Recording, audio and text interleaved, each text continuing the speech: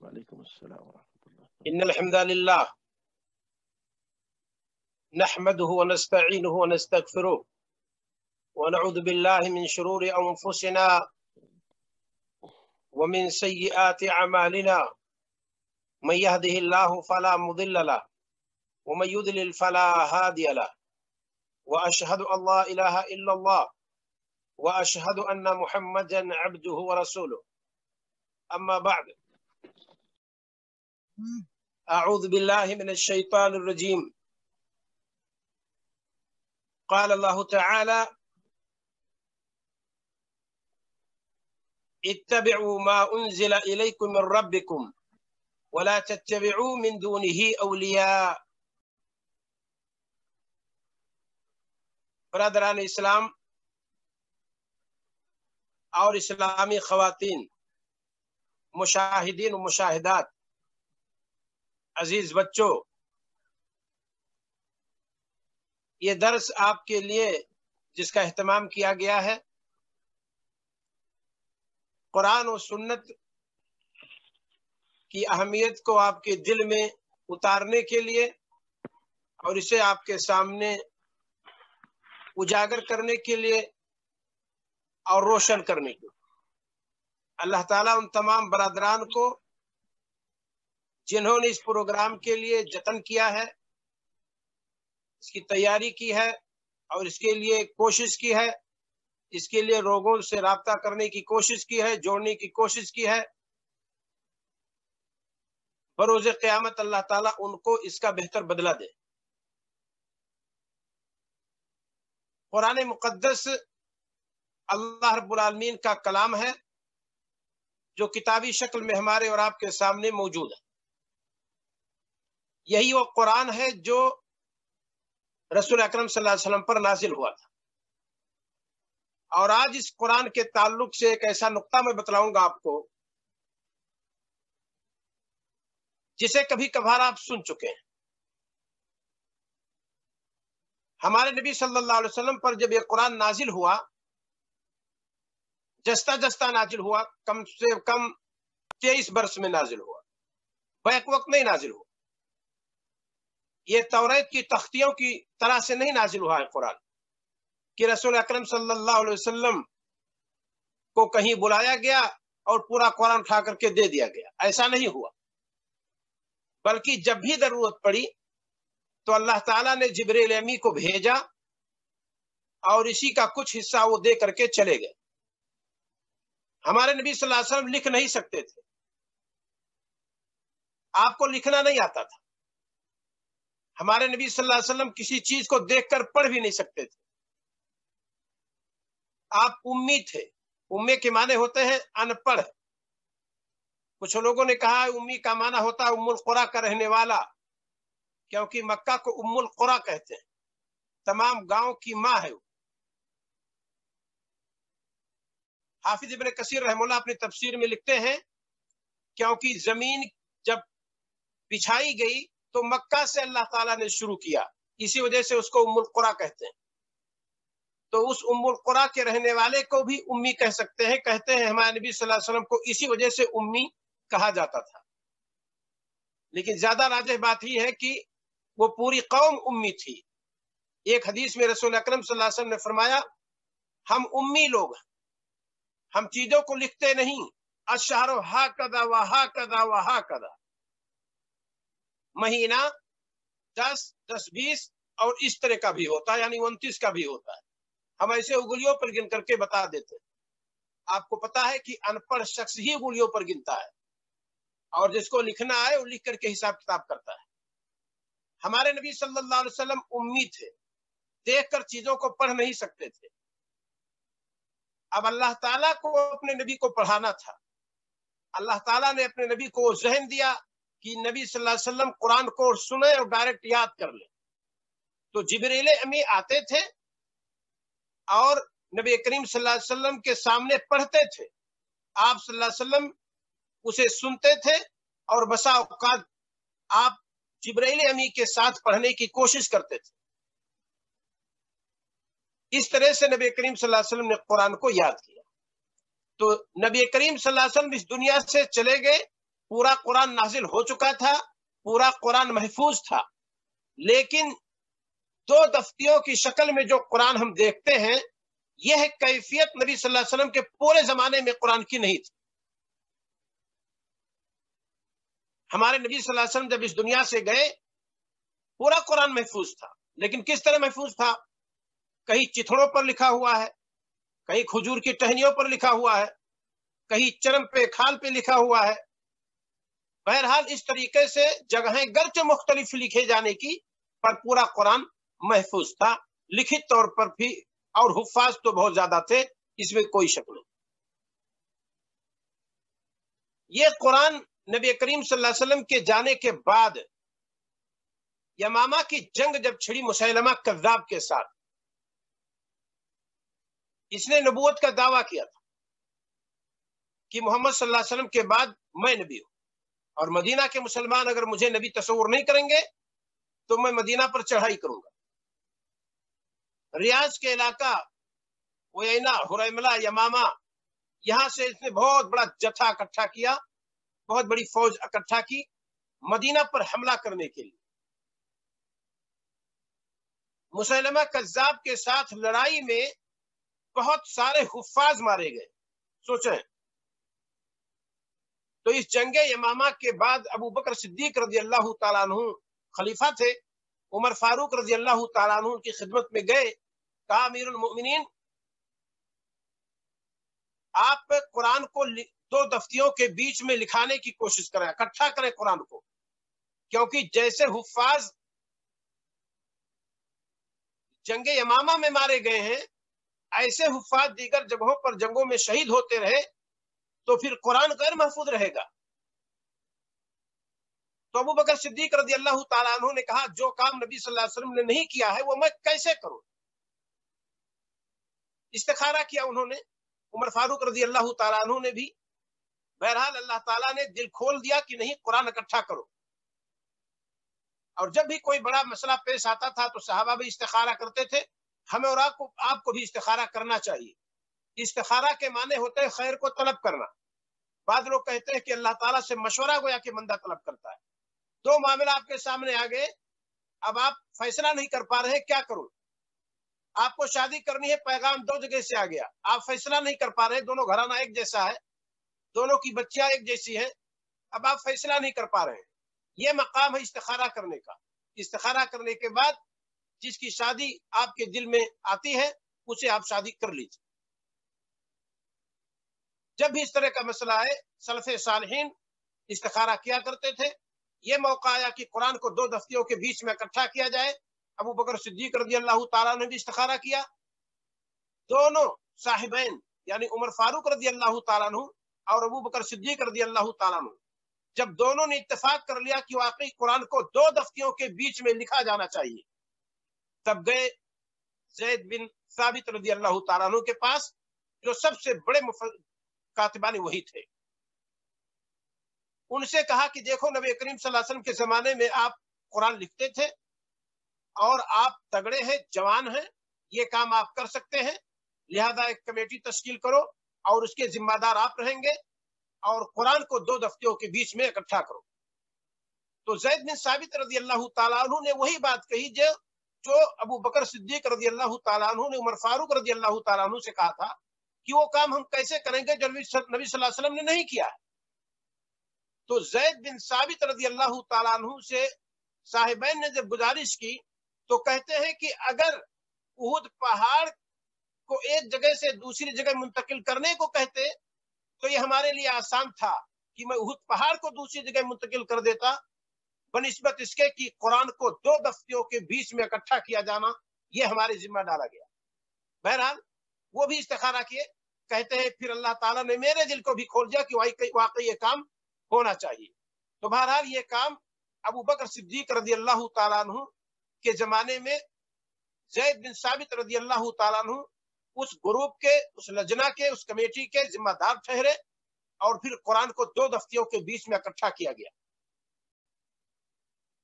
10 आदमी जब आकर बताते कि हाँ ये आयत हमें याद है, ये आयत है, और कम से कम 2 आदमी के पास वो चीज लिखी हुई मौजूद होती तो उसको दर्ज किया जाता। इस तरह से तहकीक के साथ कुरान को रखा गया दो दफ्तियों के बीच में। यहाँ एक सवाल है जो मैं आज कहना चाहता हूँ, ध्यान देंगे आप सब, खवातीन भी, मर्द भी और बच्चे बच्चियां भी जो समझ सकते हैं। यह काम जो शरीयत का कुरान और हदीस में नहीं था, जो ना रसूल सल्लल्लाहु अलैहि वसल्लम के जमाने में हुआ, ना कुरान में कहीं इसका तज़किरा था कि दो दफ्तियों के बीच में कुरान है, फिर सहाबा ने यह काम क्यों किया? यहां हमारा मसला आया और यहां वो चीज आई जो आज मैं बोलना चाहता हूं। क्या बोलना चाहता हूं मैं? शरीयत की मुत्तफक अलैह दलीलें क्या हैं? तो शरीयत की मुत्तफक अलैह दलीलें सबसे पहले कुरान है, उसके बाद रसूल अकरम सल्लल्लाहु अलैहि वसल्लम की अहादीस हैं जिसको हम सुन्नत कहते हैं, और उसके बाद इजमा है। ये इजमा आया, ये कुरान में इसका तज़किरा डिटेल के साथ या रसूल सल्लल्लाहु अलैहि वसल्लम के जमाने में काम नहीं हुआ, लेकिन सहाबा इकट्ठा हो गए कि कुरान को दो दफ्तियों के बीच में किया जाए। लिहाजा सहाबा के इस तरीके को जो छोड़ेगा और इस मनहज से जो हटेगा और जो कहेगा सहाबा ने खयानत की है, जो कहेगा कि सहाबा ने गलत काम किया है, वो गलत होगा और उसके मसले को गलत कहा जाएगा। तो दो, एक कुरान, ये शरीयत की दलील हमारे लिए है, रसूल सल्लल्लाहु अलैहि वसल्लम की हदीसें हैं, और सहाबा का इजमा या पूरी उम्मत का इजमा किसी दौर में किसी मसले पर रहा हो तो वो भी हमारे लिए और आपके लिए दलील है। ये तीन चीजें हो गई, यानी शरीयत की दलील है। यहाँ कुरान मुकद्दस की एक आयत जिसको शरई दलील हम और आप कह सकते हैं, उसे मैं पेश करता हूं, आप भी अपने हाथ कोट कर लीजिए। ये सूरत है सूरह निसा, उसकी आयत है 115। गुजारिश है तमाम बरादरान जितने भी मुझको सुन रहे हैं, कुरान खोलेंगे बाद में, सूरह निसा आयत नंबर 115, आप देखें अल्लाह रब्बुल आलमीन ने वहां क्या फरमाया है। मैं उसको पढ़ता हूं, उसका मैं तर्जुमा भी करता हूं। वमन युशाक़िक़िर रसूला मिन बअद मा तबय्यन लहुल हुदा व यत्तबि गैर सबीलिल मुमिनीन नुवल्लिहि मा तवल्ला व नुस्लिहि जहन्नम व साअत मसीरा। ये अल्लाह रब्बुल आलमीन ने फरमाया। क्या तर्जुमा है इसका, जरा देख लीजिए। बहुत वाज़ेह अंदाज में अल्लाह रब्बुल आलमीन ने फरमाया, जो शख्स बावजूद राह हिदायत के वाज़ेह हो जाने के भी रसूल सल्लल्लाहु अलैहि वसल्लम का खिलाफ करे और तमाम मोमिनों की राह छोड़े।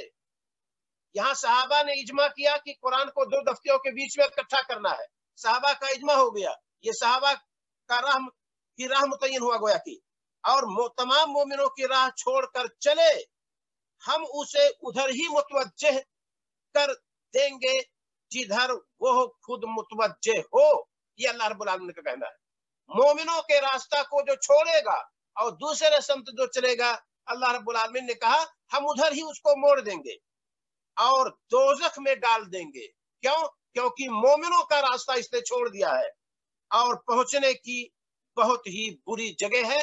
कौन? यानी जहन्नम। यह रब्बुल आलमीन ने फरमाया सूरह निसा आयत नंबर 115 में कि मोमिनों का रास्ता नहीं छोड़ना है। और मोमिनों का रास्ता का मतलब जिस पर सहाबा का इजमा रहा हो, ताबईन का जिस पर इजमा रहा हो, उलमाए उम्मत का जिस मसले में इजमा हो, जिस पर वो इकट्ठा हो गए हों, उससे किसी बंदे के लिए गुंजाइश नहीं है कि वो उससे हटे। तो शरीयत की एक तीसरी दलील क्या मिली हमें और आपको? इजमा। अब अगर कोई शख्स हमसे पूछे कि अहादीसे रसूल में कहाँ मौजूद है कि कुरान दो दफ्तियों में किया जाए, नबी सल्लल्लाहु अलैहि वसल्लम ने तो नहीं किया, तो आपने क्यों किया? कोई कहे कुरान में भी तो नहीं मौजूद है कि दो दफ्तियों के बीच में ऐ नबी कर डालो या ऐ सहाबा कर डालो, फिर सहाबा ने किया, फिर इसको दलील आपने कैसे बनाया? हमने दलील इस वजह से बनाया कि कुरान में मौजूद है कि यही मोमिनों का रास्ता है। सूरह निसा आयत नंबर 115, ये आयत बतलाती है कि इजमा की भी कोई हैसियत है।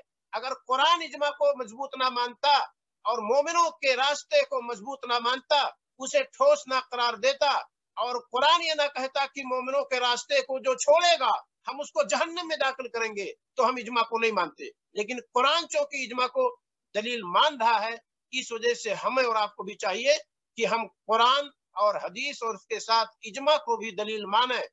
इजमा किसको कहते हैं? जिसको अल्लाह ताला ने ये ताकत दी हो कि वो किताबों सुन्नत से मसाइल को मुस्तंबत कर सके, वो इज्तिहाद खुद कर सके, मसले को हल कर सके, उसके अंदर इतनी लियाकत हो। ऐसे शख्स जितने मौजूद हैं उम्मत के किसी दौर में, सब ने किसी मसले में अगर इत्तेफाक कर लिया है तो गोया कि उससे अब हमें और आपको नहीं हटना है। लेकिन कभी कभार लोग इजमा का दावा करते हैं और इजमा वो होता नहीं है। इजमा कभी कुरान और हदीस के खिलाफ नहीं हो सकता, बल्कि इजमा किताब और सुन्नत के मुताबिक होगा। एक मिसाल मैं देता हूं, इसको आप लोग सुन लीजिए। कहा जाता है कि उमर फारूक रजी अल्लाह तआला अन्हु के जमाने में 20 रकात तरावी शुरू की गई और इस पर सब सहाबा का इजमा हो गया। एक मसला,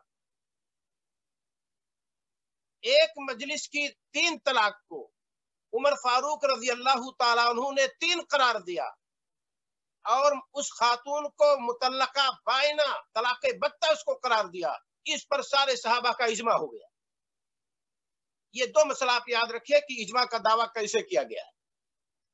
पहला मसला, उमर फारूक रजी अल्लाह तआला अन्हु के जमाने में 20 रकात तरावी शुरू की गई, सारे सहाबा का इजमा हो गया। हम आपसे पूछते हैं, सहाबा को वहां इजमा की जरूरत क्यों पड़ी? क्या तरावी की सलात से रसूल सल्लल्लाहु अलैहि वसल्लम ने कुछ फरमाया नहीं था? क्या तरावी के सिलसिले में हदीस में कुछ मौजूद नहीं था कि हम उस पर अमल करें, कि उसके खिलाफ इजमा करें? बिल्कुल मौजूद था। हमारे नबी सल्लल्लाहु अलैहि वसल्लम सलाते तरावी, क़ियामुल लैल, तहज्जुद, जो भी आप नाम दीजिए, यह सब कुछ हमारे नबी सल्लल्लाहु अलैहि वसल्लम हमेशा करते थे। सलाते तरावी जिसे हम कहते हैं, इसी को तहज्जुद कहते हैं, इसी को सलातुल लैल कहते हैं, इसी को क़ियाम रमजान कहते हैं। हमारे नबी सल्लल्लाहु अलैहि वसल्लम कभी नहीं पढ़ते थे? पढ़ते थे। अम्मा आयशा सिद्दीक़ा रज़ी अल्लाह तआला अन्हा की हदीस बुखारी में, मा काना रसूलुल्लाह सल्लल्लाहु अलैहि वसल्लम यज़ीदु फ़ी रमज़ान व फ़ी ग़ैरिहा अला 11 रकात। नबी करीम सल्लल्लाहु अलैहि वसल्लम रमजान में या गैर रमजान में 11 रकात से ज्यादा नहीं पढ़ते थे। ये हदीस है, ये रसूल सल्लल्लाहु अलैहि वसल्लम का अमल है। अब अगर उमर फारूक रज़ी अल्लाह तआला अन्हु के जमाने में 11 को 20 बना ले, तो ये तो पूरे उम्मत के लोग गुनहगार होंगे कि रसूल के खिलाफ इजमा बना लिए। इसको इजमा नहीं कहते। जहां किताब और सुन्नत में कोई चीज मौजूद ना हो वहां जरूरत पड़ती है इज्तिहाद की। यहाँ इज्तिहाद की जरूरत क्या है? वमा अताकुमुर रसूल फखुदूह, जो रसूल दे उसे ले लो, वमा नहाकुम अन्हु फंतहू, और जिसे रसूल सल्लल्लाहु अलैहि वसल्लम रोक दे उसे रुक जाओ। तो यहाँ तो रसूल सल्लल्लाहु अलैहि वसल्लम ने हमें 11 रकात सलात दी तरावीह की, तो उसके खिलाफ इजमा की जरूरत क्यों पड़ी सहाबा को? लिहाजा यहाँ जो लोग दावा करते हैं कि उमर फारूक रज़ी अल्लाह तआला अन्हु के जमाने में इजमा हो गया सहाबा का 20 रकात तरावी पर, और एक रिवायत सही नहीं है। मुहद्दिस असर अल्लामा नासिरुद्दीन अलबानी रहमतुल्लाह की किताब है सलातुत तरावी, उर्दू में तर्जुमा भी हो गया है। एक एक हदीस को जिससे लोग इस्तेलाल करते हैं सब पर गुफ्तगू किया, कोई सनद सही नहीं है। क्योंकि ये तो ये होगा कि रसूल सल्लल्लाहु अलैहि वसल्लम के जाने के बाद सहाबा ने रसूल सल्लल्लाहु अलैहि वसल्लम के खिलाफ इजमा कर लिया। जब रसूल सल्लल्लाहु अलैहि वसल्लम ने 20 रकात कभी नहीं पढ़ी है, आपने 11 रकात पढ़ी है, तो यहाँ कहना ये इजमा गलत है, इसको इजमा नहीं कहते हैं। इजमा किताबो सुन्नत के खिलाफ नहीं होता, और उम्मत पूरी किताबो सुन्नत के खिलाफ इकट्ठा नहीं हो सकती। लिहाजा जो लोग ये दावा करते हैं कि सहाबा का इजमा हो गया 20 रकात तरावी पर, तो रसूल सल्लल्लाहु अलैहि वसल्लम के मनहज को छोड़ करके, ये तो अजीब सी बात है कि सहाबा ही नौजुबिल्लाह सबसे बुरे हो गए कि रसूल सल्लल्लाहु अलैहि वसल्लम के जाने के बाद आपके मनहज को छोड़ करके और 11 रकात को 20 रकात बना दिया उन्होंने। अच्छा, दूसरी बात, इसमें इजमा क्या है? यहाँ तो रकात भी मौजूद है, और दूसरी बात, नबी सल्लल्लाहु अलैहि वसल्लम ने सलाते तरावीह बा जमात भी अदा की है। आपको पता है 2 रात या 3 रात। तो उमर फारूक रज़ी अल्लाह तआला अन्हु के जमाने में सलाते तरावीह शुरू हुई, उसका असल भी मौजूद है सुन्नत में, और 20 रकात जमात के साथ शुरू हुई, जमात भी मौजूद है नबी सल्लल्लाहु अलैहि वसल्लम के सुन्नत में। तो उमर फारूक रज़ी अल्लाह तआला अन्हु ने इजाफा क्या किया? अरे असल मशरूइयत जो सलाते तरावीह की थी वो वही मौजूद नबी सल्लल्लाहु अलैहि वसल्लम के जमाने में, और जमात के साथ भी उसका सबूत नबी सल्लल्लाहु अलैहि वसल्लम के जमाने में। तो उमर फारूक रज़ी अल्लाह तआला अन्हु ने क्या ज्यादा किया? तो जो लोग कहते हैं कि 20 रकात पर इजमा हो गया, गलत है, यहाँ इजमा नहीं हुआ। और देखिए दूसरी मिसाल जो मैंने दी है कि उमर फारूक रज़ी अल्लाह तआला अन्हु के जमाने में एक मजलिस में कोई अपनी बीवी को 3 तलाक दे दे تو خلاص طلاق بائن ہے، طلاق بتہ ہے، اس کی بیوی نہیں رہے گی حتی تنکح زوجا غیرہ، یہاں تک کہ اب دوسرے شوہر سے جا کر شادی کرے، پھر وہ طلاق دے دے تب پہلے کے پاس جا سکتی ہے۔ لیجئے دروازہ پورا بند ہو گیا۔ کہاں کی بات ہے یہ بھائی؟ اس کی کتابوں میں بھی موجود ہے۔ رسول اکرم صلی اللہ علیہ وسلم کے زمانے میں ایک حادثہ کا 3 طلاق ایک مانا جاتا تھا۔ ابو بکر صدیق رضی اللہ تعالیٰ عنہ کے زمانے میں بھی، اور عمر فاروق رضی اللہ تعالیٰ عنہ کے دور خلافت کے تقریباً 2.5 سال شروع میں بھی اسی پر عمل تھا۔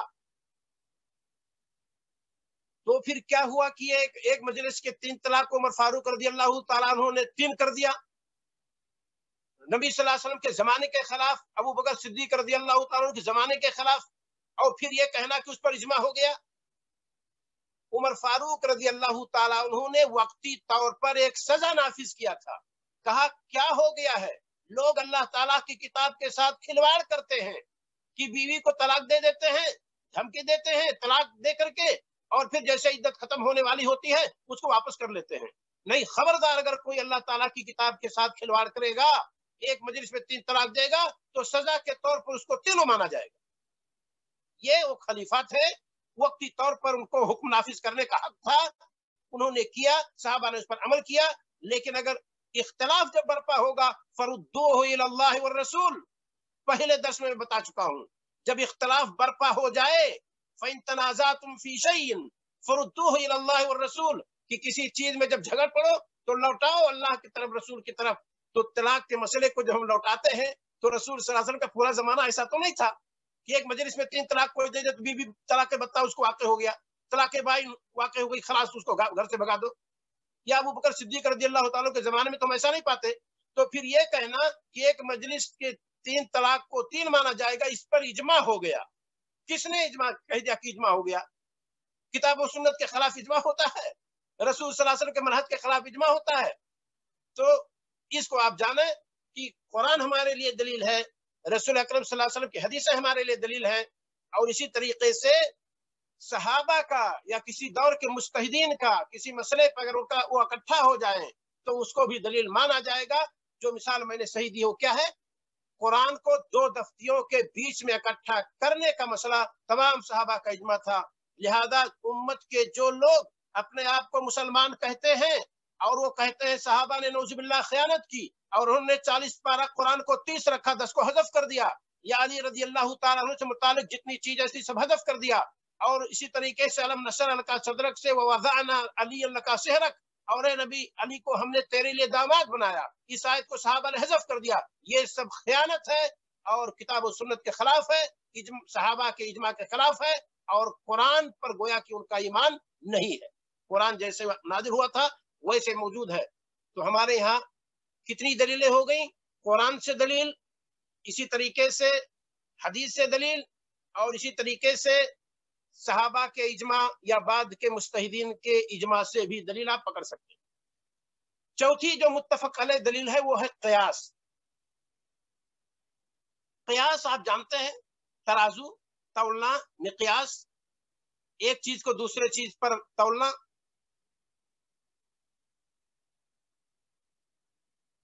کہیں قرآن میں کسی چیز کے تعلق سے موجود نہ ہو، حدیث میں موجود نہ ہو،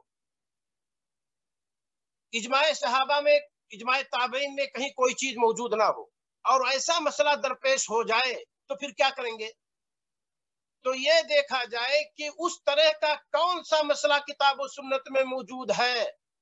تو یہ جدید مسئلہ جو پیش آیا ہے اس کو پہلا جو گزر چکا ہے اسی پر قیاس کر لیا جائے گا۔ قیاس کی دلیل دیکھیے، ایک شخص آیا اور کہا اللہ کے رسول صلی اللہ علیہ وسلم، ہمارے گھر میں تو ایک کالا کلوٹا بچہ پیدا ہو گیا۔ کہا کالا کلوٹا بچہ پیدا ہو گیا تو کیا پریشانی ہے؟ یہ بتاؤ کہیں مٹیالے قسم کے اونٹوں میں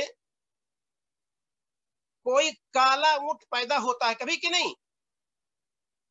کہاں ہو جاتا ہے، ہم خود پالتے ہیں اونٹ، ایسا دیکھتے ہیں، कि जिस ऊंट से जुफ्ती कराया गया है वो भी वैसा नहीं, उसकी माँ भी वैसी नहीं, दूसरे रंग का पैदा हो जाता है। तो अल्लाह के रसूल सल्लल्लाहु अलैहि वसल्लम ने फरमाया कि तो फिर ये काला कहां से पैदा हुआ, जब जिस ऊंट से मुजक्कर से जुफ्ती कराया गया उसका रंग भी ऐसा नहीं, जिस ऊँटनी से बच्चा पैदा हुआ उसका रंग भी वैसा नहीं, तो ये काला बच्चा कहां से ऊँट का पैदा हुआ। कहा कि हो सकता है उसके नस्ल में कोई ऐसा रहा हो, लअल्लहु नज़अहु इरकुन, शायद कोई नस रग उसी ने खींच लिया, बच्चा ऐसा पैदा हो गया। तो अल्लाह के रसूल सल्लल्लाहु अलैहि वसल्लम ने फरमाया तेरा बच्चा ये काला जो पैदा हो गया है, लअल्लहु नज़अहु इरकुन, शायद तेरे बाप दादा में कोई काला रहा होगा और वो नस्ल यहाँ करके जाहिर हो गई, तेरे यहाँ बच्चा काला पैदा हो गया। तो रसूल सल्लल्लाहु अलैहि वसल्लम ने कहा वो जैसे तूने देखा ऊंट का बच्चा काला पैदा हुआ, कयास कर इसी पर तेरा बच्चा भी काला पैदा हुआ। इसको कयास कहते, क्योंकि अब इसकी तो कोई दलील नहीं थी। अल्लाह के रसूल सल्लल्लाहु अलैहि वसल्लम क्या दलील है, तो आप सल्लल्लाहु अलैहि वसल्लम फितरत से तबीयत से आपने दलील दी। कुरान मुकद्दस में बहुत सारी जगहों पर मिसाल दे दे करके बताया गया है। मई जून का महीना जब आता है तो हरियाली खत्म हो जाती है, अपने हिंदुस्तान पाकिस्तान वगैरह के माहौल में सरजमीन पे ही देखा जाता है। और जब बारिश का मौसम शुरू होता है और बरसात के कतरे जब पड़ते हैं जमीन पे, तो जमीन से पौधे उगना शुरू, लहला उठते, जमीन पर बिल्कुल हरी चादर बिछ जाती है। अल्लाह ताला ने कुरान में फरमाया कज़ालिकन नुशूर, ऐसे ही दोबारा तुम जिंदा किए जाओगे। कैसे, जैसे ये मरी हुई जमीन पानी के कतरात पड़े तो लहलहा उठी है, ऐसे अल्लाह रब्बुल आलमीन जिस दिन चाहेगा तुम इस कब्रिस्तान से निकलोगे जिंदा होकर।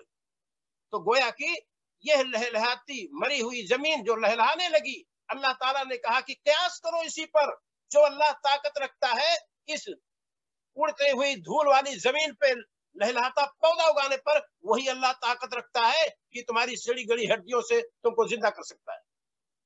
ये अल्लाह रब्बुल आलमीन ने गोया की मिसाल दी है कि इसको इस पर कयास करने को।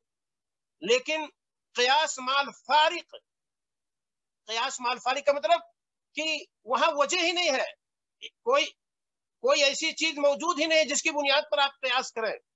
कुरान मौजूद है, हदीस मौजूद है, फिर आप कयास कर रहे हैं, तो इस कयास को कयास मजमूम कहते हैं।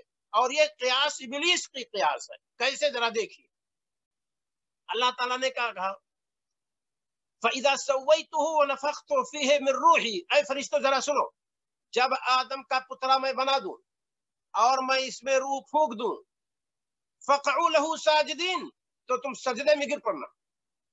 किसका हुक्म है? अल्लाह ताला का हुक्म। सारे फरिश्ते सजदा कर लिए, उन्हीं के बीच में इब्लीस था, सजदा नहीं किया। हुक्म किसका था? अल्लाह ताला का था। किस लिए? सजदा करने का।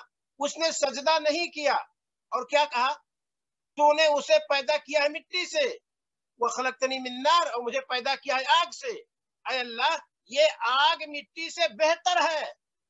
अरे यहाँ बेहतर और गैर बेहतर का मसला कहाँ गया? अल्लाह ताला ने कहा सजदा करो करो, लेकिन उसने कयास किया। हुक्म हो रहा है सजदा करो, सजदा नहीं किया। वहां खिलाफ हुक्म कयास कर रहा है। क्या? आदम मिट्टी के हैं, मैं तो आग का हूं, मिट्टी से आग बेहतर है। तो क्या हुआ? अल्लाह ताला ने कहा बहुत बेहतर कयास किया।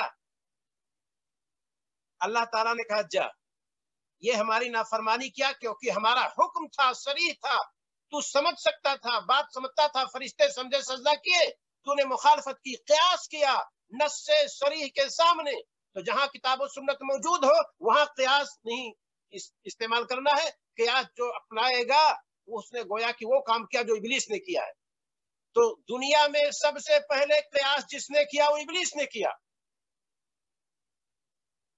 खिलाफे किताब सुन्नत कयास किया और गलती किया कयास में। क्या गलती किया जानते हैं? आग और मिट्टी का मुकाबला किया, कहा मिट्टी से आग बेहतर है। कोई अक्लमंद दुनिया में नहीं कहता है कि आग मिट्टी से बेहतर है। ये शैतान की अक्ल है, बताइए। अल्लाह ताला के हुक्म के खिलाफ कयास किया और गलती किया। अल्लाह ताला का हुक्म था सजदा करो, सजदा करता, लेकिन नहीं सजदा किया। कहा नहीं, मैं आग का हूं, बेहतर हूं। कैसे आग बेहतर मिट्टी से? मिट्टी में एक दाना गिर जाए, मिट्टी हिफाजत करती है, पालती है। कोमपल 4 दिन के बाद निकला, यहाँ एक दाना गिरा हुआ था। कभी खवातीन हैंड पाइप वगैरह के पास यही इलाकों में गेहूं वगैरह धुलती हैं, धान वगैरह धुलती हैं, पता चला वहां गिर गया, चंद दाने अगर गिरे थे तो 4 दिन के बाद पता चला कौन निकल गया, देखो यहाँ एक दाना गिरा हुआ था। मिट्टी के अंदर कोई चीज गिर जाए तो मिट्टी उसकी हिफाजत करती है, उसको उगाती है, और आग में इबलीस गिर जाए, इबलीस जैसे लोग गिर जाए तो राख बन जाए। आग के अंदर जो चीज भी गिरे वो राख बन जाएगी। तो जमीन की सिफत है उपजाऊ होना, और आग की सिफत है नष्ट करना, बर्बाद करना। तो जिसकी सिफत पालना हो वो बेहतर है कि जिसकी सिफत है बर्बाद करना वो बेहतर है। तो शैतान इबलीस ने सबसे पहले कयास किया कुरान के सामने, हुक्म के सामने, और सबसे पहले गलती उसने किया। तो ये 4 दलीलें मुत्तफक अलैह हुई, जिसको हम और आप जाने कि कुरान से चीजों को लेना है, हदीस रसूल से लेना है, और इजमा से लेना है। जब भी इजमा हुआ हो, सहाबा का हो, ताबईन का हो, उम्मत के मुज्तहिदीन का कभी भी इजमा किसी मसले में रहा हो तो उसको लिया जाएगा। और चौथी चीज है कयास। लेकिन याद रहे कि कयास मकाम पे लिया जाएगा, किताब और सुन्नत जहां मौजूद हो वहां कयास की जरूरत नहीं है। एक मिसाल मैं देता हूं, हमारे नबी सल्लल्लाहु अलैहि वसल्लम ने महर की कोई मिकदार आपने मुतय्यन नहीं की, जिस पर मियाँ बीबी राजी हो जाए, वली राजी हो जाए, उसी पर शादी हो सकती है। यहां तक कि आपने कहा इल्तमिस वलो खातम मिन हदीदिन, तलाश कर चाहे तेरे घर में एक लोहे की अंगूठी है उसी से शादी कर दूंगा। मतलब यह है कि जिस पर मियाँ बीबी राजी हो जाए उसमें शादी हो जाएगी। मुतय्यन कर दिया गया एक फकही मसले में, कितना? रुबुए दीनार। रुबुए दीनार जरूरी है। रुबुए दीनार यानी सोने एक दीनार, एक सिक्के का 1/4 हिस्सा जरूरी है। अब पूछा गया भाई कहां से आप लोगों ने जरूरी समझा? कहा इसको कयास किया गया है। किस पर कयास किया गया है? कहा रुबुए दीनार अगर कोई चोरी कर ले तो एक हाथ का काटना जायज हो जाता है। इसी तरह से रुबुए दीनार में औरत की शर्मगाह भी एक अज़ु है, वो जायज हो जाएगा। अरे इसकी जरूरत क्या थी जब नबी सल्लल्लाहु अलैहि वसल्लम ने मुतय्यन नहीं किया? यहां तक कि एक चंद सूरतों का हाफिज़े कुरान आया, उसको शादी करना था, घर में कुछ नहीं था। नबी सल्लल्लाहु अलैहि वसल्लम ने फरमाया ज़व्वजतुकहा बिमा का मिनल कुरान, हमने इस खातून की तेरी शादी कर दी है, उसके बदले जो कुरान की सूरतें तुझे याद है तू इसको भी याद करा दे। हो गया हमारा। वो शुएब नामी शख्स जिनका तस्करा मूसा अलैहिस्सलाम के किस्से में है, क्या कहा? इन्नी उरीदु अन उनकिहा इहदा हातैन, मैं चाहता हूं ऐ नौजवान कि अपनी दोनों बेटियों में से एक की शादी तुझसे कर दूं। अला अंत अजुरनी समानिया हिजत, इस पर कि तू हमारे यहाँ 8 साल बकरी चराएगा। लो ये भी महर बन गया, उजरत मेहनत ये भी महर है। तो रुबे दीनार क्यों मुतय्यन किया आपने? कहते हैं कयास। क्या कयास? वही कि 1/4 दीनार का हिस्सा कोई अगर चुराता है तो उसका एक हाथ काटना जायज हो गया, हलाल हो गया। तो ऐसे 1/4 जब देंगे तो खातून का एक खास अज़ु आपके लिए हलाल होगा। यह कयास नबी सल्लल्लाहु अलैहि वसल्लम को नहीं दिखाई दे रहा था, यह कयास सहाबा किराम को नहीं दिखाई दे रहा था। तो यह है वो कयास जिसको हम लोग नहीं मानते मेरे प्यारो। जहां किताब और सुन्नत मौजूद है, नबी सल्लल्लाहु अलैहि वसल्लम ने दरवाजा खोल दिया है। आपके पास ज्यादा पैसे हैं, आप शादी करना चाहते हैं, 1,00,000 10 लाख आप मुतय्यन कीजिए। उमर फारूक रजी अल्लाह तआला अन्हु ने मुतय्यन कर दिया अपने दौर में, कम महर करो। एक खातून आई बुढ़िया, कहा कि ऐ उमर, अल्लाह ताला ने फरमाया है कि चाहे एक किंतार के बराबर देना चाहो तो दे दो, आप क्यों मुतय्यन कर रहे हैं? उमर फारूक रजी अल्लाह तआला ने कहा कि एक मर्द गलती कर गया, एक बुढ़िया खातून ने सही कहा कि जब अल्लाह ताला ने मुतय्यन किया, कहा दे दो किंतार, पहाड़ के बराबर, कोई मसला नहीं है। जिसके पास ज्यादा है ज्यादा महर दे सकता है, जिसके पास नहीं है कम है वो कम देगा। जब शरीयत ने मुतय्यन नहीं किया है तो रुबुए दीनार आपने मुतय्यन किया, क्या कहते हैं? कयास है। यहाँ कयास की क्या जरूरत है? तो इस कयास को हम नहीं मानते। तो ये 4 दलील आप जाने शरीयत ने जिनको तस्वुर किया है, और इसलिए हम इसको मानते हैं कि कुरान हदीस में इसका तस्करा मौजूद, इसलिए हम इसको मानते हैं। और ये गोया की खुद किताब और सुन्नत है। जब हम ये कहें कि हम किताब और सुन्नत को मानते हैं तो कुछ लोग ये समझते हैं कि जो लोग अपने आप को अहले हदीस कहते हैं या जो लोग अपने आप को सलफी कहते हैं वो इजमा और कयास को नहीं मानते। लोगों को चाहिए कि अपने जहन से निकाल दें, हम इजमा वो मानते हैं जो इजमा हकीकत में इजमा हो और किताब और सुन्नत के खिलाफ ना हो। हम क़ियास वहां मानते हैं जहां किताब और सुन्नत में कोई चीज मौजूद ना हो। वो इबलीस वाला क़ियास हम नहीं मानते कि जहां किताब और सुन्नत का सरी हुक्म मौजूद है वहां हम अपने अकल से काम लें। ये किसने कहा? तो ये चंद बातें आज के इस दर्स में थी कि हम और आप जाने कि शरीयत की दलीलें हमें 4 जगहों से हमें और आपको मिलेंगी, कुरान से, हदीस रसूल से और इजमा से और क़ियास से, और सबका सबूत किताब और सुन्नत में मौजूद है। जैसा कि मैंने इशारा किया, आखिर में दुआ है कि अल्लाह रब्बुल आलमीन हमें और आपको किताब और सुन्नत दिक्कत के साथ पढ़ने और समझने की तौफीक अता फरमाए। इस ताल्लुक से एक हदीस में पढ़ देता हूँ, उसको सुन लीजिए और आप लोगों का भी दिल खुश हो जाएगा। जरा देखिए, अब्दुल्लाह इब्न मसूद रज़ी अल्लाह ताला अन्हु रावी हैं, कहते हैं कि रसूल सल्लल्लाहु अलैहि वसल्लम ने फरमाया, मन क़रअ हरफन मिन किताबिल्लाह, जिसने अल्लाह ताला की किताब से एक हरफ पढ़ लिया, फलहु बिही हसना, उसके लिए उसके बदले एक नेकी मिलेगी। वल हसनतु बिअशरि अमसालिहा, और एक नेकी उसी जैसे 10 नेकी तक होती है। ला अक़ूलु अलिफ लाम हरफुन, मैं नहीं कहता कि अलिफ लाम मीम एक हरफ है, वलाकिन अलिफुन हरफुन, लामुन हरफुन, मीमुन हरफुन। अलिफ लाम मीम में अलिफ अलग एक हरफ है, लाम अलग एक हरफ है, मीम अलग एक हरफ है। 10 तिहाई 30 नेकियां हो गई अगर हमने और आपने अलिफ लाम मीम पढ़ लिया। तो कुरान से अपने आप को जोड़े, दिन रात कुरान हमारे साथ रहता है, जुबानी भी पढ़े, देख करके भी पढ़े, हम अपने बाल बच्चों को भी पढ़ाएं। ये वो जखीरा हमारे लिए और आपके लिए है, ये वो नुस्खा कीमिया है जो दुनिया में किसी के पास नहीं है। जो इसके रोशनी में कहेगा कामयाब होगा, जो इसके रोशनी में अमल करेगा उसका अमल कबूल होगा। अल्लाह रब्बुल आलमीन हमें और आपको अपने आप को किताब और सुन्नत से जोड़ने की तौफीक अता फरमाए। अस्सलामु अलैकुम व रहमतुल्लाहि व बरकातहू।